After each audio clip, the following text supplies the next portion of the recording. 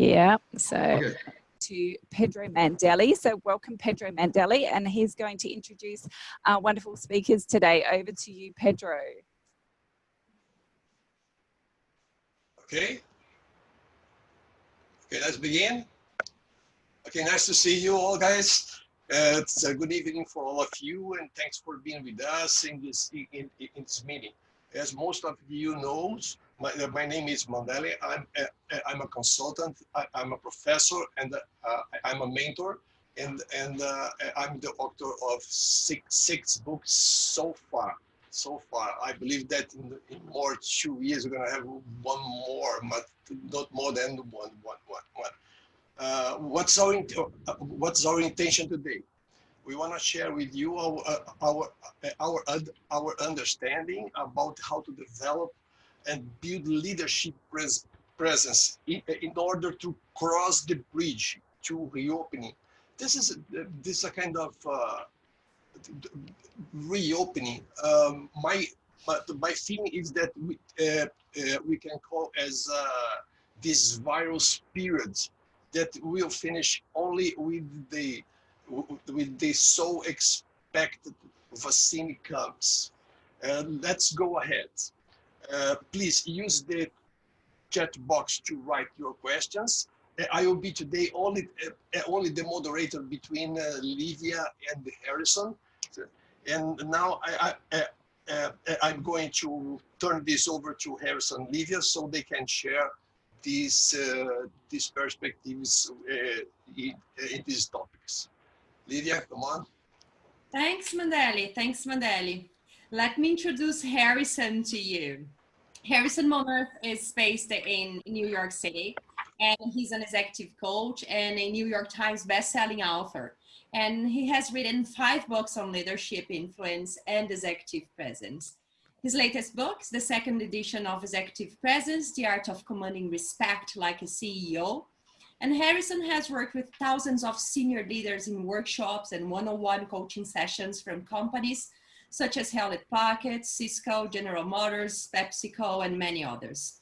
In short, he helps leaders develop self-awareness and increase effectiveness in their role or function, as well as develop a powerful personal brand and authentic executive presence. Harrison is a visiting professor at Sternato University in Bogota, Colombia, where he teaches a popular leadership program every summer to executives and MBA candidates. He has lectured at Cornell program in New York and many other universities globally. In fact, a couple of weeks ago, he was supposed to teach at a program at Fundação Dom Cabral, which had to be postponed due to COVID. He's been a partner and a friend, and I'm thrilled to join him today, exchanging some insights and ideas that hopefully resonate with you and help you build a strong leadership presence. So Harrison, I'll turn it over to you. What are some of the things that we'll be talking about today? Excellent. Thank you, Livia. And, you know, before I go into some of these things we'll be talking about today, I want to return the favor and introduce you, my good friend Livia. So Livia Mandelli is a consultant in people management at Mandelli and Lorigio Associados and a guest consultant at Mandelli Consulting Canada. Livia is a specialist in executive behavioral remodeling, and I've personally seen her work, and I'm always impressed by her brilliance and her keen understanding of human behavior. Livia's worked in the past decade in mentoring high-performance teams and companies in Europe, North America, Asia, and Brazil. She's a visiting MBA professor at Fundação Dom Cabral, and Livia holds a PhD in human behavior and a master's in leadership and organizational psychopedagogy. She also shares her knowledge in lectures and has 3 published books. One, Naked Leadership, Unveiling the Feminine and Masculine Side When Leading. Wearing Leadership, 14 Essential Behaviors for High Emotional Performance. And another book, Imagining and Designing Leadership, the latter in partnership with Pedro Mandelli. Now, Livia is based in Sao Paulo. I'm in New York City. So, Livia, we picked a couple of really good spots, I think, right? We're both reporting out from our respective bunkers right now, while Pedro is living it up in Toronto, Canada. So, before I go on, Livia, a quick question for you, and then the same question for Pedro. What is a fun fact about you? something that not a lot of people would know about you? You know, Harrison, that's not a fair question to start our live with a fun question about me, you see, the only woman in this call, but okay, I'll try. Let me think. I think that a fun fact about me is that I love playing golf, but I play golf by myself. I don't like playing golf with anybody. I just like to compete with myself. So I'm the crazy one playing golf just with me and the birds in the field. So all of your friends then. There's an introvert. There's an introvert. That's the paradise to me, you see. Absolutely. And what about you, Pedro? What's a fun fact about you that not a lot of people know? I have two of them. The first one is that I hate cameras. I hate cameras. Yeah, I'm a professor for more than 40 years, and but face to face, I hate cameras. I hate cameras. For me, it's a mess to do this. Yeah, it's not a come on. You know that I will not leave Harrison out of this question. So tell us, what's a fun thing about? What's your fun question? Yeah, so for me, I have an 18-year-old dog and a 21-year-old cat. So I have a particular talent for keeping animals alive and happy and taken care of. So that's my fun fact that not everybody knows. So anyway, okay, so I guess I'll take it from here. What we're talking about today. So I want to give maybe a substantive overview from my perspective. And so I think this current pandemic that we've been dealing with has brought into really sharp focus our leaders' capabilities, whether those are organizational leaders that we're dealing with, or leaders of regions, or leaders of countries. So we all get to watch and experience, for better or worse, whether our leaders actually have what it takes to lead, or whether they are simply in their positions because they've successfully competed in various political tournaments in the organization that actually put them in that position, right? So this test of leadership presence plays out daily in millions of scenarios all over the world. And there are leaders who distinguish themselves with clear and unambiguous messaging, clear accountability, transparency, empathy, compassion, and a combination of realistic assessment of the current situation and an optimism for the future, because I think that's very important to have optimism and to help people, you know, have aspirational feelings toward the future. And so those leaders walk the talk. They role model the things they want people to do. They give very clear instructions and guidelines that they themselves follow. And then they inspire trust and confidence and a sense of, we're all in this together, and only together will we get out of it, right? And to me, those are the real leaders. And then we have people in leadership positions, and I will not even call them leaders because they're not. They're in leadership positions that do the exact opposite of those things. And so we get to see this all play out in real time right now, right? And so for those of us who are actively working on our leadership presence, our leadership brand, our executive presence, we need to appreciate just how important our presence is at this time. Because the antonym of presence, the exact opposite of presence, is absence. And we don't want to be the leader who's considered absent during a time when our presence is desperately needed. So I've written a couple of books on that topic, on executive presence and leadership influence.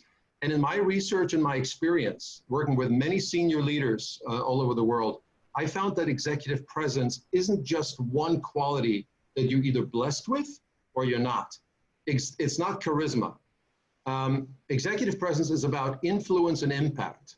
And while someone can have a dark executive presence, you know, one that dominates and intimidates people, we want to build a leadership presence that influences other people in a positive way and that makes an impact on people and really that benefits them more, or at least as much as it benefits the leader, him or herself. And so I think humility is an underrated component of executive presence, right? And so basically executive presence is a fluid concept of certain behaviors, skills, temperament, judgment, and a mindset that all add up to a personal power that inspires and engages people.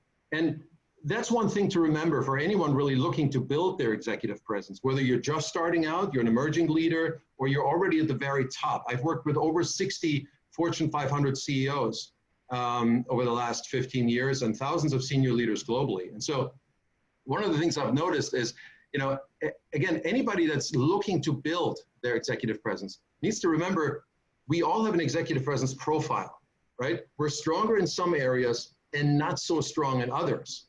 And so I created a self-assessment on executive presence, and you can take that assessment. It takes 15 to 20 minutes, and it'll give you a good idea already of where you are with your executive presence, what areas you're stronger in, and where you need to do some work. Vivian, our producer, is going to put that link to that assessment into the chat box so you can copy and paste it for later, and then you can take that assessment, right? So we have to all take the initiative to find out which areas of executive presence we need to work on in order to build our own executive presence and build our overall leadership effectiveness. And so again, this assessment can give you a head start, because not everybody has the opportunity, let's say right now, to do a 360-degree feedback assessment, right? Because observer feedback, as we all know, on our strengths and weaknesses is really important and really can help add to your self-awareness and identification of the areas where you're vulnerable, right? Where you might be derailed and might be caught off guard. So in that infographic, by the way, that comes with the results, you're going to get your results right away. There's an infographic that comes with that, and then you'll see the 17 characteristics of executive presence I've identified in my book. Now, the specific characteristics that I think are important right now, and that's the thing I want to wrap this up with, there are specific characteristics of executive presence that I feel are important right now as we're looking at leading people from this current uncertainty and upheaval of fear and disruption to a successful reopening and establishing of new norms and better ways of working together. And so those things, there's 6 or 7 different things that I want to share. I take a swig. So one is mastering difficult conversations. As a leader working with having executive presence, you need to be able to master difficult conversations, because people hate uncertainty more than they hate bad news. So don't put off having difficult conversations when you need to have them. Uncertainty really paralyzes people, and it lowers their ability for analytic thinking, creative insight, and problem solving. So have those conversations and give them clarity.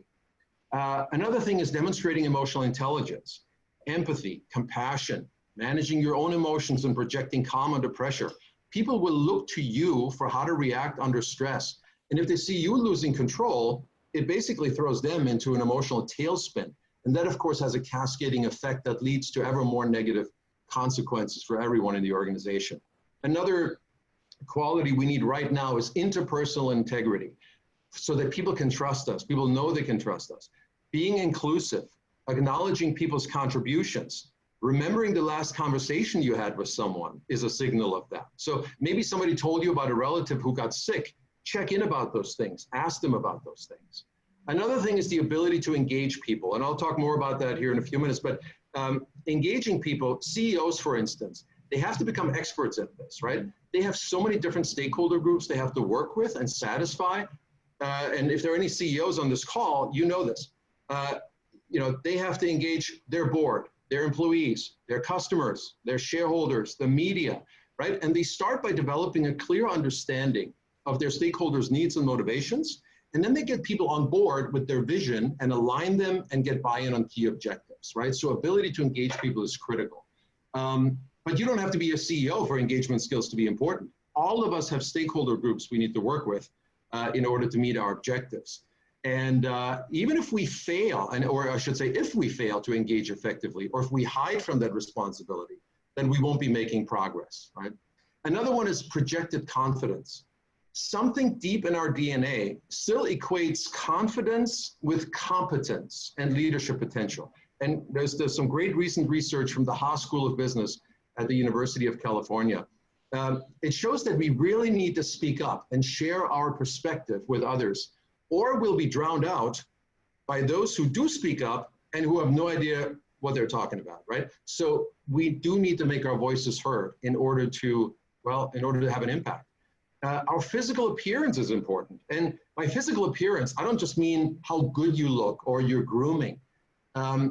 Certainly it matters, looking polished, but it's about your facial expressions. It's about your body language. It's about the tone of your voice. Do they convey confidence, a sense of control and optimism?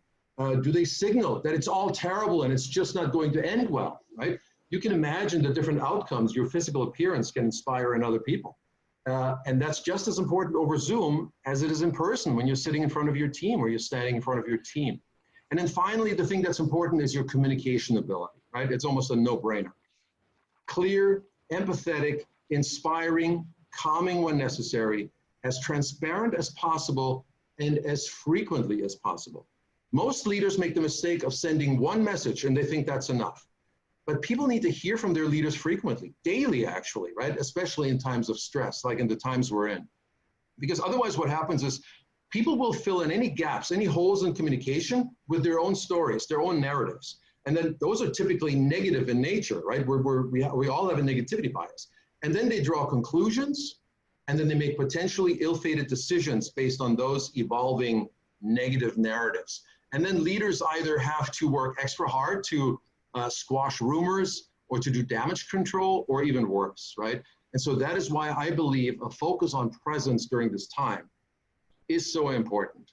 So, Livia, that's my bit, and I want to turn it over to you now. Oh, thanks, Harrison. First of all, I would like to say that I really appreciate to be here with you and with Pedro Mandelli. To me, it's a great, great pleasure. And what I would like to dialogue with you today is about 3 different topics about crossing this bridge for reopening. The first point is protagonism. The second one is your relationship with your followers. And the third one is about the relevance of emotional intelligence. When I say protagonism, I'm not saying that you have the power or that you can do everything you think you are able to, but that we need to assume a posture that we look at the difficulties of the new normal and ask ourselves what we can do with everything we have learned while crossing this bridge. We must learn something with this new scenario that we are living with. So you always have 2 choices. Or we can be in the background claiming attention, claiming resources, complaining that the company is not helping us, that we are having difficulties to do this and that, that's not possible to do things. Or we can go in the other side of the bridge, which is, okay, this is what I have, and what will I do to reach the best results that I can? This is protagonism, is positive attitude. This is all about looking at the situation from a different angle and looking at the situation, trying to evaluate all the scenario without emotions involved. So you can have the right decision process in everything that you are doing. As soon as you get involved with the emotions that are inside you, you probably have a blind view of what's going on.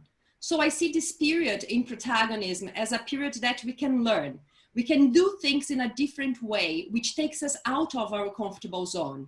And we can reconstruct ourselves learning how to do things with less contact, with less resources, probably with less and less things. So protagonism is all about looking at yourself and asking, what have I been learning? As soon as you understand your learning points, it empowers you to do things in the correct side of the bridge, not the side of background music, but in the side that you really know what you are learning and how you can do different. Everybody has got fears about this period that we're living with. So knowing how to deal with those fears make us much more protagonists than when we don't know how to deal with them. So being protagonists to cross this bridge to the new normal is all about understanding who we are and do not focus on the background music, but focus on what we really need to focus, which is, what are my learnings? The second thing is about your relationship with your followers. This is the time that leaders have the great opportunity to develop a genuine relationship with their followers, talking about who they are, talking about their fears about this moment, and trying to find solutions with them, not without them, but in partnership, about how we are going to do things together. It's like we are entering the new world, which needs much more interdependence, which means that it's not about me anymore, but how we are going to do things together from now on. Leaders put their energy to develop, sustain, and maintain a good relationship with their subordinates in this time. We'll have a fruitful leadership tree in the near future because people will owe you. People will owe you your attention. People will owe you your care, the way you were looking at them as people and not just as resources. So people will come back to the new normal on the other side of the bridge, and they will say, this is the leader that supported me when I needed. This is the leader that was with me when I was fearful about the situation. This leader is the one who carried me on his arms when I needed it. So I ask you, how has it been your relationship with your followers in this pandemic scenario? Have you been investing just in results, or you were balancing between results and people? I would say that results are important, but results will not keep and neither sustain the position of leadership in the near future. We need much more. And this is the opportunity that we have, the opportunity to build good relationship with our followers. And the third point is about how can I be protagonist? How can I develop good relationship with my followers if I do not have emotional intelligence or high levels of emotional intelligence? So I would say that emotional intelligence is the basis for every relationship that you had in the other side of the bridge and that you will have at the new side of the bridge. I would say that we need to have a high level of self-perception because we need to look at ourselves and realize, hey, what am I feeling? What will I do with those feelings? What's my impact? What's the impact of my behavior and my emotions in my followers and peers? How am I dealing with all this situation? So if you do not have the self-perception, what happens is that you think on the automatic and you are not going to have a fruitful tree. So self-percepting on how you are doing things and what are the emotions that you are feeling, how you are failing, helps you to manage these emotions and helps you to manage and predict your results with people. Another competence in emotional intelligence is about empathy. So I've been talking with thousands of executives and I always ask them, have you been empathetic? And they say, yes, I have been empathetic.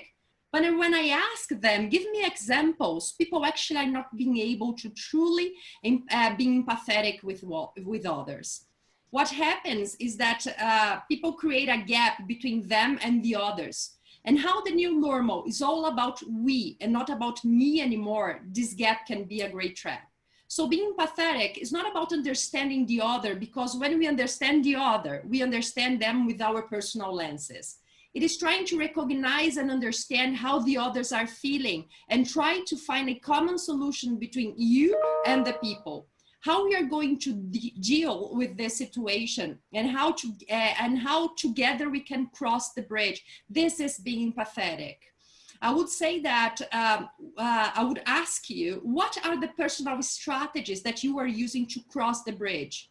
Are you a whole person or just a part of you trying to survive? Who's trying to survive need to be sure that the future might not be prosperous. Surviving is not a choice. We need to live. We cannot switch on the button of survival. We need to switch on the button of the learning with emotional intelligence and building a new me. Building a new me is not putting you, the old you in the trash, but adding new competences that are going to be important for the new normal and building who you will gonna be after the pandemic. So that's my introduction speech. And now it's up to you, Pedro Mandelli. I think you have a few questions for us. Wonderful speech, professors, wonderful speeches. But I'm a professor as well. And it seems that you both agree with the same points. And but I have questions to put you both out of your comfort zone. The first question is to Harrison. Yeah, I wanted to go deep in this bridge. What's the biggest detriment to a leader executive presence, mainly in this bridge period? What they have to do? Yeah. Okay, I think it's a good question. What's the biggest detriment to a leader's executive presence? I have to say, it probably applies to any situation, any period, but of course, I think it's specifically important, of course, to this current period of unrest. So number one, I think there's the lack of self-awareness. A lack of self-awareness is a huge detriment to somebody's, and by self-awareness, I mean, internal self-awareness, meaning you understand yourself intimately, you know your biases, your beliefs, your assumptions, your motives, your feelings, how you react in certain situations, that level of self-awareness. Also, external self-awareness. How do you come across to others? What impact do you have on other people, right? Whether it's in a meeting, in a conversation, your leadership style, your management style, you have to have that level of self-awareness. Also that you can adjust and optimize your interpersonal situations that you're in, right? And then finally, of the self-awareness levels, I would say strategic self-awareness is very important, right?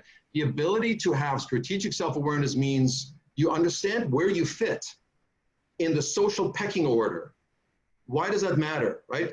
It matters because that tells you from which angle and how much influencing power you actually have, right? So understanding where you fit, your strategic self-awareness, your strategic place in the order of things allows you to really get a good grasp on where and whom you can influence and how you can influence. The other thing that I would say is a big detriment, there are a couple more quick things. I think a lack of political savvy and particularly engagement skills, as I mentioned earlier, right? And you need that in order to build strong relationships with stakeholders across the organization and even beyond the organization, like I said earlier. And how we engage others to a large degree really determines our success. I mean, take engagement in our daily work, for instance. Research has shown that the quality of the relationship, and Livia just intimated that, the quality of the relationship between leader and follower or manager and employee really predicts employee engagement. It predicts employee intention to leave. It predicts productivity. It predicts customer satisfaction. It predicts financial and business unit performance, right? And if the relationship is good, then engagement is up, productivity is up, organizational performance is up. If the relationship is bad, the opposite happens. And all we have to do is look at global employee disengagement, which according to the Gallup organization that does research on these things, global disengagement hovers around 60 to 80% year after year.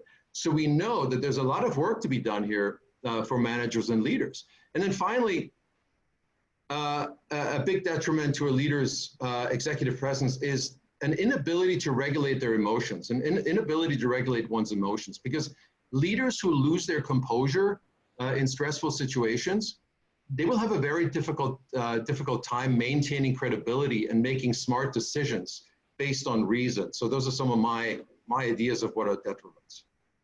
I truly agree. What, Livia?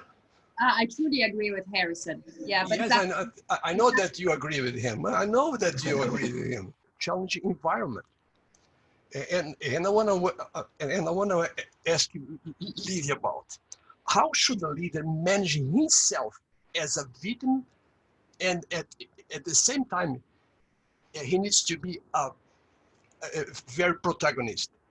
It's not a very easy question, yes, Mandelli. And this is for you. I'll do my best to answer it. So I think that engaging people is not an easy task. And engaging in this moment is much more about the leader than about the followers.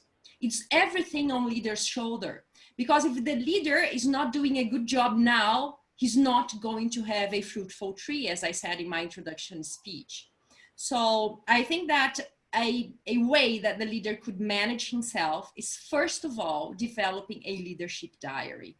Coase and Posner, in their book, Leadership Challenge, they recommended it. And I find it just fantastic because it's important that the leader understands which are the points that he's doing right and which are the points that he's doing wrong. And then elaborating strategies for himself to fulfill the gaps and then turning things that are doing right extraordinary. It's a question of looking at yourself and evaluating how you're doing things while crossing the bridge every single day. It's not something that you should do. It's like sometimes I will reflect about how has been my performance, but how am I dealing with this time? What am I doing that has resulting in good processes, in good relationships, in good. So a leadership diary is an invitation that I make for every leader, that it is nothing more than to reflect on your bonus and everything that you are doing correct, and everything that you cannot hold, that you cannot do, that you do not have the expertise to do it right. So this is the leadership diary, and you can write it, you can record it on your mobile, you can just reflect while you are having a shower, but you cannot escape from doing it, because it's the self-conscious that takes the leader out of this turmoil that the leader is living right now, and putting him in a position about reflecting and elaborating strategies. This is the first. But Livia, they don't have another people to share this kind of leadership experience day by day. Yeah, but even though you have the distance right now, leadership is not minimized because of that. Leadership is still on. So it's not because you're not seeing people in person every single day that you are not a leader anymore. You need to learn the new skills, the new competences to lead people from distance. Me and Harrison, we are going to talk a little bit about it during our conversation. Leadership is a spirit state. Is much more than going there and being face to face with people. Being leader is inside you. You can be a leader in distance, or you can be a leader just in personal. It doesn't matter, Mandelli. The second topic is about emotional intelligence. And people who do not have a self-control at this time is in trouble, because we are living under pressure. So living under pressure is something that takes us out of our emotional comfortable zone and makes us do things that we would never do.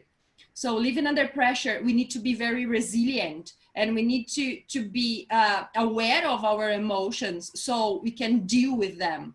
While we are not aware of how we are feeling or what we are feeling, what happens is that we just switch on the automatic button and we just go on. But it's not gonna work for this time, because things needs to be planned. But how to plan in a crisis time, Livia? I'm not saying you need to plan process, but you need to plan your attitude. You need to plan your mental state. And that's what takes you out of the automatic button and puts you in a self-conscious way of leading people, of leading yourself for leading people. Because I think the great challenge in this time of crossing the bridge is, how do I lead myself? Because I can do things, we can continue doing things, but what about emotionally? Emotionally, I can be like just maybe I'm not a whole person. I am just part of me trying to survive, as I said. So being a whole person emotionally is very important for crossing the bridge. So meditation, reflecting about your emotions, being self-controlled, those are important competencies that we need to have.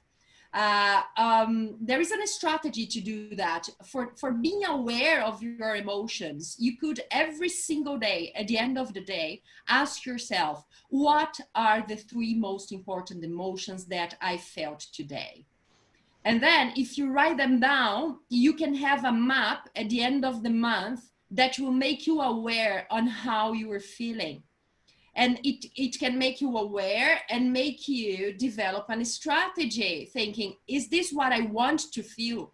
Or is this what is fair with me? Or I need to change my mind to feel another emotions. What I would like to say is that, yes, we control our emotions. Passion is the only one that you will never control, but the other ones you can control, since you make them conscious. So bring your emotions conscious to you while you were crossing this bridge.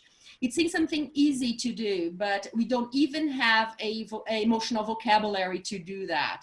So you need to read, you need to understand what is emotion and how it drives your performance. A good book to read is The EQ Edge, in English, Dr. Stein and Dr. Book. And in Portuguese is A Vantagem do Quociente Emocional, do Dr. Stein and Dr. Book. It's a very good book because it gives you the practices to enhance the levels of your emotional intelligence. And finally, sorry that I speak a lot, I know that. Sorry, Harrison, I can't keep myself, but I'll finish. The last one is about worrying about your reputation. So what you do today is what is going to build your reputation for the other side of the bridge. So if you are doing things focusing just on results, you are lost. Because at the end of the day, you will be a result leader and not a relationship leader. And it's a big problem because what will be on the other side of the bridge is relationship. So reputation is another question that I have.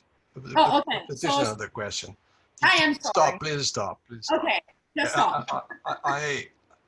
As Livia knows, as Harrison knows, we are working since March 11. Just for free, without fees, in trying to help people, trying to help leaders to decide what to do. We helped more than 285 people since March 11, and the main question is that they know what to do, but they are alone to decide. This environment, this environment pushed all the leaders to be alone, and this is a real problem. I have a question for Harris. Very tough question again. How should emerging leaders approach career development and build their leadership brand in this situation? Very alone, with no one to share the fears. Okay, good question. And again, I think this applies to any period, but of course we can apply this specifically to this period, and I'll try to make that connection for people. But I think emerging leaders, wherever you are, whether you're a first-time supervisor or you are a high potential leader or you are going from VP to SVP to the C level, I think emerging leaders need to understand that, you know, being an effective leader requires behaviors from those, or I should say requires different behaviors from those you need to become a successful leader, right? Let me explain what I mean by that. I'm sure we've all heard people say, my work should speak for itself. And those are the people who are waiting to be discovered for their good work, for their contributions, for their brilliant mind. But there's a great study that proves that this is an ill-fated strategy in terms of career development. In this study that I'm talking about, from the University of Nebraska, researchers followed 457 managers from various companies over the course of 4 years. And they collected evaluations from the subordinates of these managers, and they ended up defining two groups. Successful managers, meaning defined as people who are rapidly promoted in the organization, and effective managers, people whose employees were committed and satisfied and whose organizational units performed well. And then they cataloged the behaviors of these two groups, successful managers, effective managers. And they found that successful managers, the people that were rapidly promoted, spent most of their time networking, which was defined as interacting with outsiders, socializing, and building political connections. And that effective managers, meaning the people whose employees were satisfied and who were producing good work, spent most of their time communicating, keeping people informed, managing conflict, and persuading people to cooperate. And the other thing they found was that only 10% of their sample of 457 managers were both successful and effective. And so this research clearly supports the idea that those that stand out behave differently from those who inspire their teams. And, you know, the problem is that there are a lot of really talented and accomplished people who have a strong aversion to advocating for themselves. But they need to do that, and they need to do great work in order to get ahead. But hanging back and waiting to be discovered is just not a good idea. And I think during this difficult time that we're in right now, where it's sort of like a great unfreezing event, right? Where everything's changing. We have an opportunity to rebuild things and to restructure things.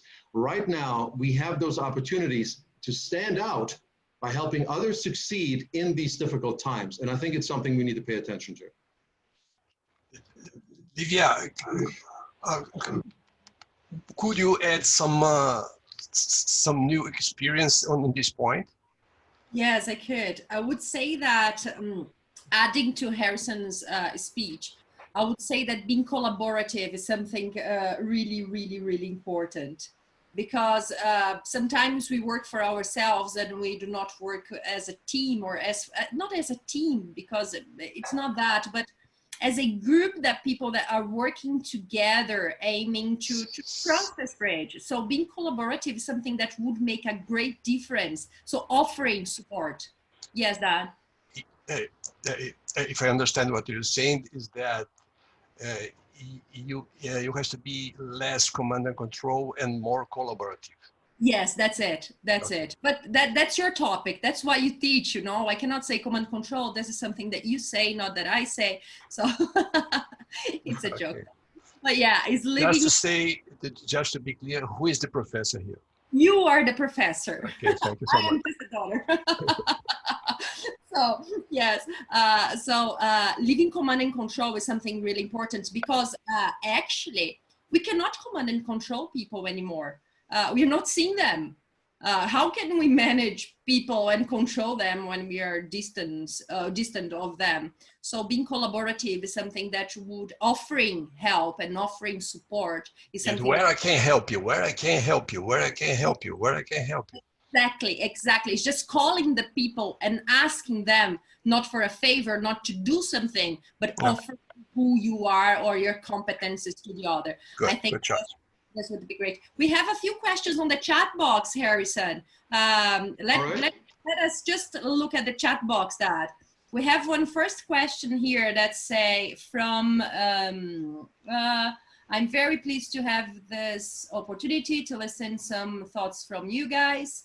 My question is to Livia. So as you said, this pandemic scenario with remote connection has demanded us to be closer to our teams, to really engage them on performance and development.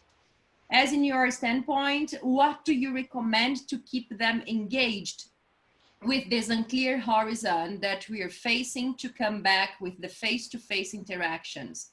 How can we convince them that this new normal could be maybe positive versus the conventional one?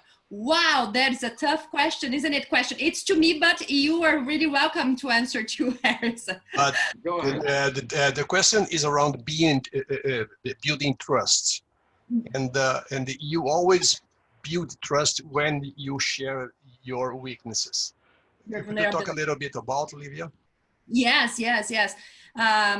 Look, nobody knows the future, okay? The future is unknown to everybody. So you cannot tell lies to people saying that, yes, we have a bright future ahead. No, we don't know what is ahead. So the thing is, share your vulnerabilities with people and ask them to share your vulnerabilities with them. Is everybody in the same house? So everybody has the same difficulties, the fears and insecurities. So there is not a magic formula that would say, do this, and this is gonna be the salvation for the future. The thing is, develop trust with your people. As more as people trust you, that they are in good hands, that they are in a good leadership hand, and that you are there for them, even though in an uncertainty scenario that will come. So this is the only thing that you can do to be together with people. There is not a magic formula, I would say. Add to me, Harrison, please. Well, you know what? I agree actually with everything you're saying here, and there's nothing. I don't think I have anything substantive to add. But I do want to make sure that we do get to a few other questions here as well from others. And I see one from Christiane Botona here, and she's asking, people seem to be super busy with virtual meetings and working more hours than usual, not to mention the emotional load during this period. In this scenario, how can leaders ensure a good balance between being present to team members without overloading people's agenda even more? And I think this is a really good question, because I think not all leaders strike a good balance here. And I think if you just keep in mind that, yes, people are going to be busy and people have a lot of screen time now. They're working from home, many of them. And so, which means they're probably working 30% more right now. But I think the way to keep the balance here would be to just focus on not checking up on people's work, not checking up on, on anything other than their emotional well-being. Just to say, hey, Christian, how are you doing? Is everybody healthy? And how, are you handling things okay? Is there anything you need from us, from me personally, that I can share with you? A text message will be fine. You don't actually have to schedule time for this. Send a text message, send a message on Skype, send a quick video of yourself, tape yourself on WhatsApp and send a quick video and say, hey, just checking in on you. I hope everything is okay. And you know what? Send it, make it personal. Don't necessarily send one message to 500 people. Yeah, spend the time, spend the extra 20 seconds, 30 seconds per person to say their name, and and then send the message. But that's the way to strike the balance, is to not make it about work, but make it about their emotional well-being. So I'll turn it back over to Pedro. I love your answer. I love your answer, and I'd like to add only one answer, one sentence. Find your own balance. Find your own balance. Do not stress your team. Do not stress. They are very stressed on the situation. Right. Yeah. Livia. Yeah, I would like to add two things. The first one is that you must start your day with people. If you do not start your day with people, you will get involved in the processes and the tasks, and you will not call to someone just to check how the person is doing. You are not going to do that, because you are going to be involved in the daily day-to-day routine. So this is the first thing. Start the day with what is important, and people is important in this time. The second thing, there is a question here from, let me see if I find it. It's not any, where is it? But it was a question about someone, because now there's loads of questions. I can't find it anymore. Let me go ahead while you find the question. Okay, Harrison. Yeah. What's the imperative for a leader to fulfill in terms of their executive presence, and why? Tell a little bit about dark and bright side of leadership now for this time, for this bridge time. Sure. I think something to really watch for, and I said in my opening that we all have strengths and weaknesses when it comes to our executive presence, our leadership presence, and those strengths and weaknesses can actually shift depending on the context. So you might be a caring and confident leader in one context, but you might lose your compassion or confidence in a different context when you're faced with different circumstances. It's very easy for something like that to happen. So the remedy is for us to constantly monitor ourselves and to get observer feedback in terms of our impact, to make sure that our intentions and our impact are completely aligned, right? Constant monitoring. So, and the other thing, and you just touched on dark side, bright side. The other thing that's very important here is we need to be careful here that we don't slip into the dark side of executive presence, where a good thing like confidence, for instance, right, all of a sudden turns into a liability, where confidence turns into arrogance, where we become so sure of ourselves that we stop listening to feedback, or we're being diligent and detail-oriented, all of a sudden becomes overly controlling and micromanaging, right? Because that leads to frustration, it leads to disengaged employees who cannot perform to the best of their abilities, and so they can lead to a lot of different problems. So just because I have a strength doesn't mean that I can now take a deep breath and say, okay, I've got that covered, now let me focus on other things. your strength can very easily turn into a weakness. And so monitoring yourself constantly, and you know, the bright side, dark side, one of the greatest living psychologists, Dr. Robert Hogan, the co-founder of Hogan Assessment Systems. One of my proudest accomplishments is Dr. Hogan endorsed my book, Executive Presence, beautiful endorsement. But he said, people hire us, they fire us, they marry us, they lend us money, they give us credit, not because of what we think of ourselves, but because of what they think of us. And so we need to get that observer feedback to know how we're doing so that we can be, you know, astute leaders and aware leaders who can adjust when we need to. Oh, nice, nice. You were talking about the reputation. Absolutely. Yeah. Livia, I want to know if you have any information about reputation assessment and how does it work and what's the result of this? Yeah, I think that reputation is something that we need to worry about, because what we are doing, our attitudes while crossing the bridge, is what is gonna predict our reputation when we reach the other side. And this is something that leaders are not worrying about, and that they need to worry about it, because it's very serious. How people realize who we are and how people perceive us and how people think we are is what predicts the quality of our leadership. Because being a leader is not about me, it's about the others following me. So I need to have a good reputation. So reputation is just the mirror of your attitudes on the perception of the others. So when the leader says, oh, it doesn't matter, I'll do things on my way. Oh no, you're not going to do things on your way. You need to do things on the way that would support your development, your career development, your leadership, or the way people trust you.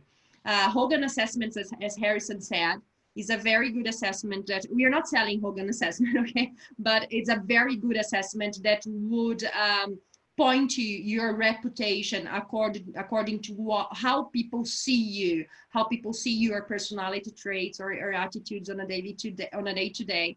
And it's a very good assessment, because it will show, for example, if you are reserved and if you are too much reserved, how can you communicate and how can you engage or how can you influence people to cross the bridge? Or maybe how arrogant you are. If you are too much arrogant, so I know everything that I am doing, I don't want to listen to your opinion, I'll do things on my way, it's gonna be a big trap for you. So Hogan assessments would predict all your reputation, and it's a good sign for us to understand how people are realizing not my resulting performance, but my emotional performance.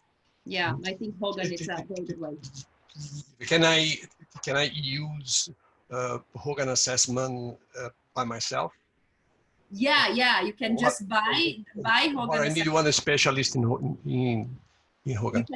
You can buy Hogan assessment through a specialist and then receive a feedback from a specialist. This is the best way to use Hogan. Good. Yeah. Good. Okay. Thank you. Hogan is Hogan for who doesn't know. Okay. As far as I know, leaders don't have time to develop their leadership skills. Never. They do what life teaches them day by day.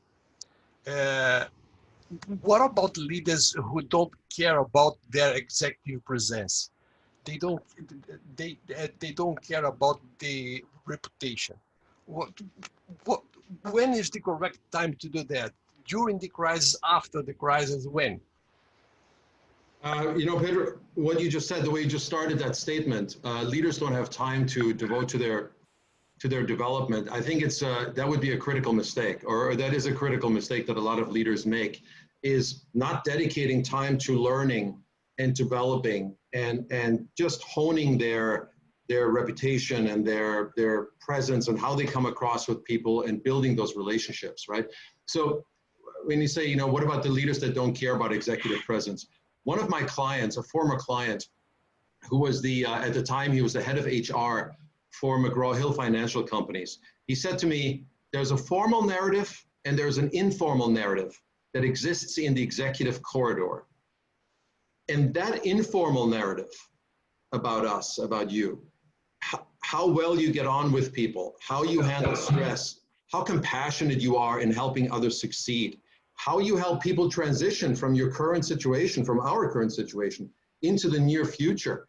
That informal narrative and all these other qualities that have nothing to do with what's on your CV and your education or your business results, those are qualities inherent in executive presence. So not caring about that, I think, would lead to one career limiting move after another, right? And so again, thinking that, you know what, I'm smart, I deliver results, I'm highly respected. Again, thinking that my work speaks for itself and hoping that that will help us to the top of the organization is very naive. So people always need to care about their executive presence. There's one global survey, really with top leaders. It was a survey that had 89% of a sample of nearly 400 CEOs and corporate executives saying that executive presence helps people get ahead, with 78% saying that limited presence can actually hold people back, right? And that's from people, again, at the top leadership positions all over the world. So I think it's a little bit of career suicide to not care about executive presence. Okay, Livia, I'm gonna give you no more than 2 minutes, to this answer. But what's the hard side of leadership in crossing the bridge for reopening?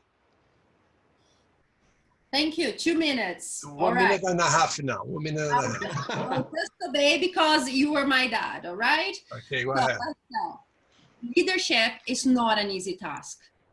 I would say that the hard side is that leadership is a psychological jail. So you have no choices, otherwise survive, otherwise be aware of who you are and elaborating your own strategies to cross this bridge. So there is no other way to cross this bridge and reach the other side alive if you do not be aware of your own strategies. There is no magic formula. It's all about you. So talk to people. Talk to us, talk to your friends, talk to your peers, and try to understand what people are doing and try to copy their strategies. Try to see if what they are doing is also good to you. And we are not alone. We feel very lonely in this time, but we are not alone. It's everybody with the same feelings inside. Not the same, but the bunch of the feelings is the same, you know, sometimes mixed in one way, another times mixed in the other way. But everybody's feelings, those things that never felt before. So be aware of who you are and be aware that it is a psychological jail and live with it. I am sorry for that. Okay, you were condemned. Yeah, I'm sorry to have my last talk saying that it is a psychological jail, but I cannot lie, you see. There is no like bright side, bright future or something perfect that will There's no flowers on leadership. There's no flowers on leadership. No, there's no flowers at all. No, and now it's a war. It's a battle, the way you like to say that. It is a battle. So go and fight and live with it. You have no other scenario. Yeah. And where it's blood, you have to recognize and celebrate. If you don't recognize and don't celebrate, the blood is it's a mess. Actually, my recommendation is wear a red t-shirt and go ahead. Okay, so hide the blood that is just going through, you know, wear it as a leader and go ahead. You have no other choice. That's it. Thank you, Livia. Thank you. Our time went by so fast and we have to finish. Roger, we have a little more. Pedro, we have 15 more minutes, which means we have some time to answer people's questions that they. Okay, go ahead. Yeah.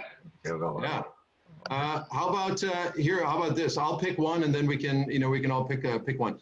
So here, somebody said, how to cultivate executive presence in the new environment with distance and home office. Again, so when you think about what the qualities are of executive presence, that aren't just about speaking well, looking good, having confidence. And again, when you take that executive presence assessment, that self-assessment that we shared a link with you, you're going to see what those 17 core qualities are of executive presence that I have in my book.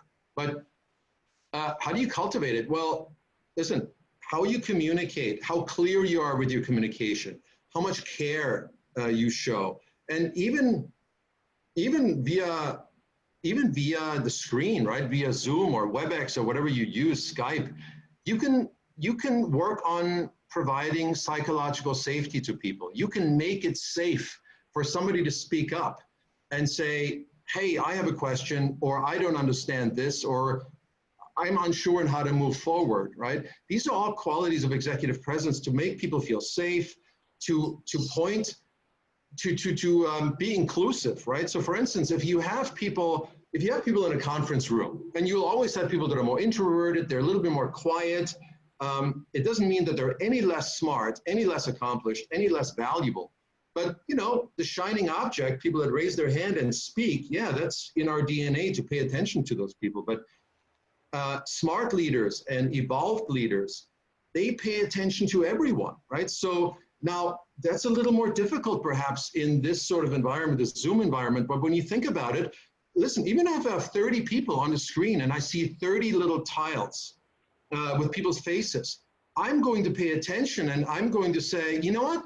Let me see, Rodrigo hasn't said anything in a while. And so I'm going to ask Rodrigo what he thinks, or Lorena, right? I'm going to say, you know what? She said one thing. I'm really curious about her opinion. So it's all up to the leader. You determine what people think about. You determine how people feel. So use that power, that incredible responsibility and that power, and you can do it on the screen, just like you can do it in person. You guys want to pick a different question? Yes, I truly agree with you, Harrison. It is, we keep putting like ourselves behind because we are not personally with other people. Sure. And I would say that we can do exactly the same things.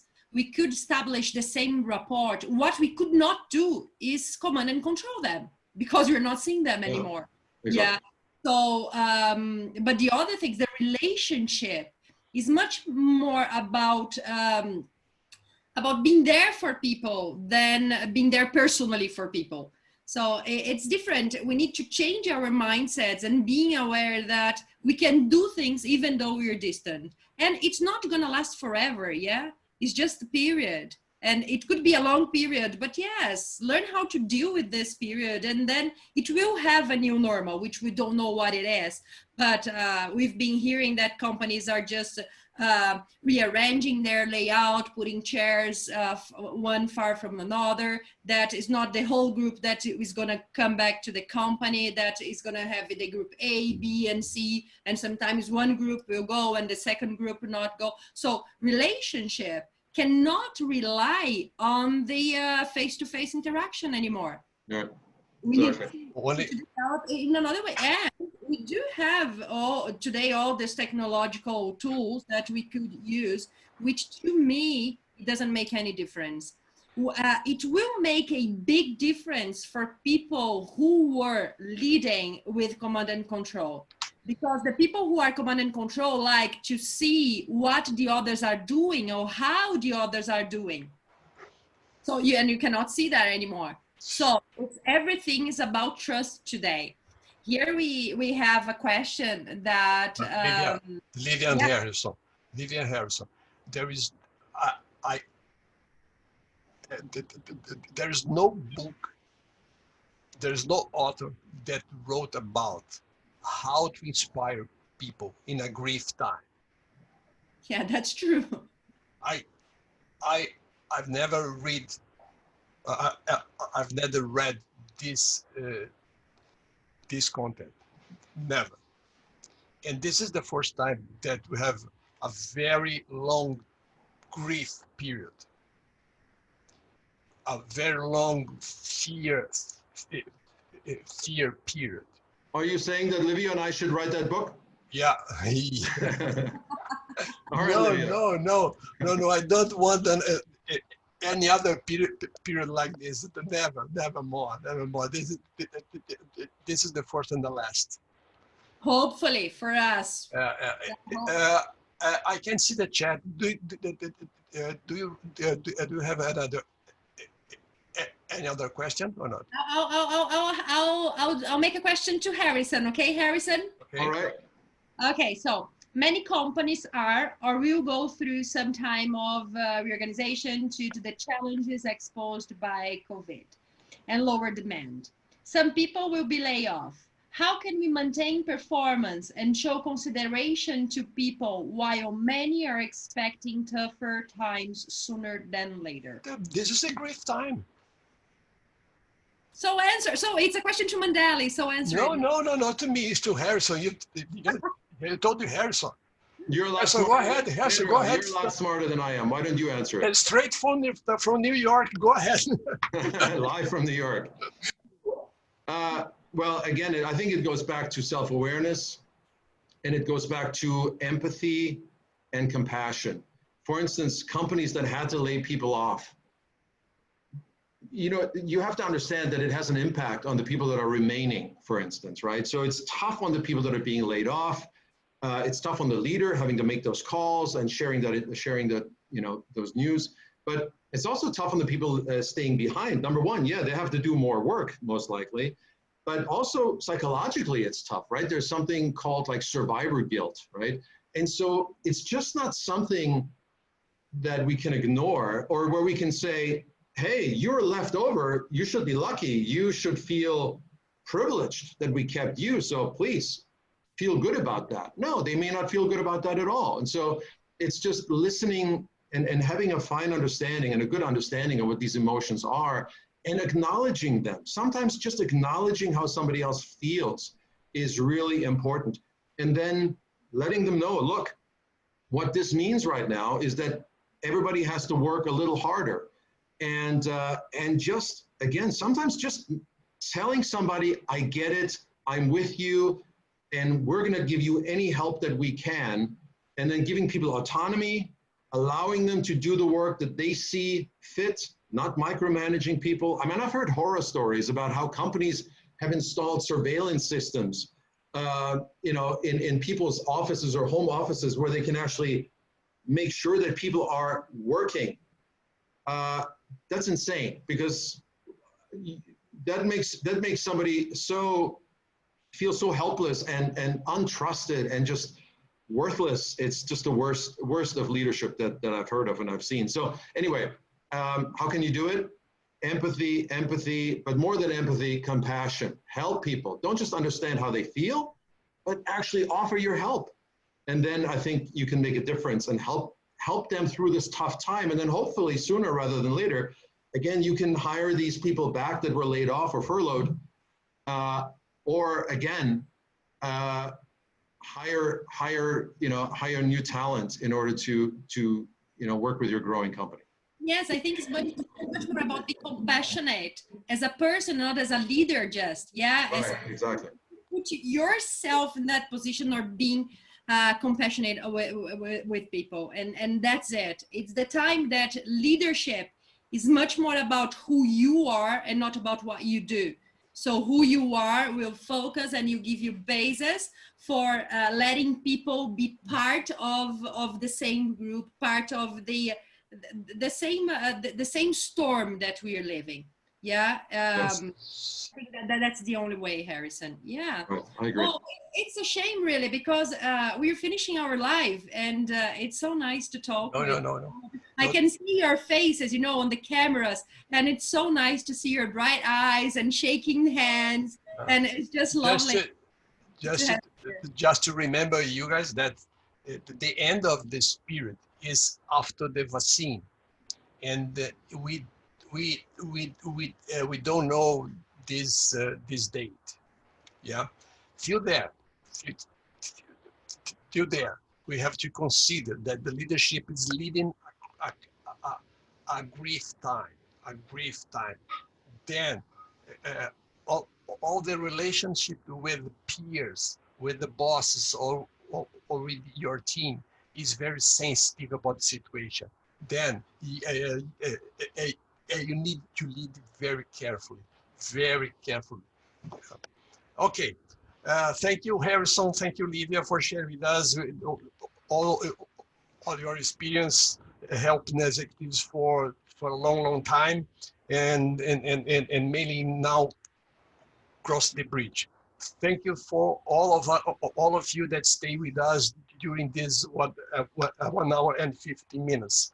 We are going to see all the questions now on the chat and try to answer if anyone is not answered.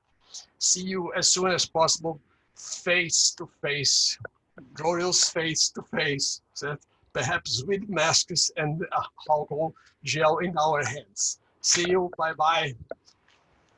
Take care, everybody. Bye-bye. Bye. Thank you. Bye-bye. It was a pleasure. Bye-bye.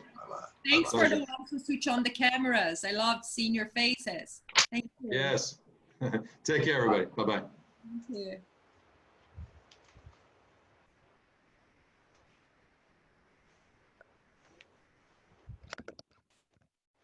Livia and Harrison could stay a little bit more. Yeah, I can stay if somebody wants to stay also. That's good.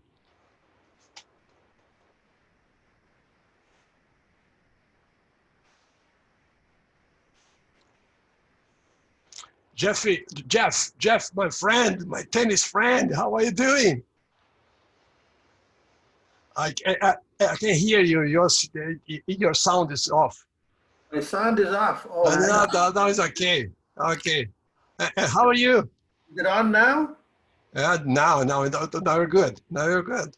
Ah, cool. How is life? I'm good. It was great to listen to you guys. I've lost my video now. I don't know how to get back my video. We need to, you need to begin playing tennis and drinking as fast as possible. Oh, I know. I can't wait for that. Have you been playing already now? Is your club open? Yes, the club is open since last Tuesday, but only for singles, not double. More important. Okay. I saw Glenn. I saw Glenn playing 2 days ago. Ah, I see. Livia, how is your baby? Yeah, my baby's doing well. She's 2 years old already, Jeff. And how old is your husband? How's your husband doing? I know he had a bit of a rough time. He had COVID, yeah, but he survived. Everything's so good? It's good. Everything is good, eh? Yeah.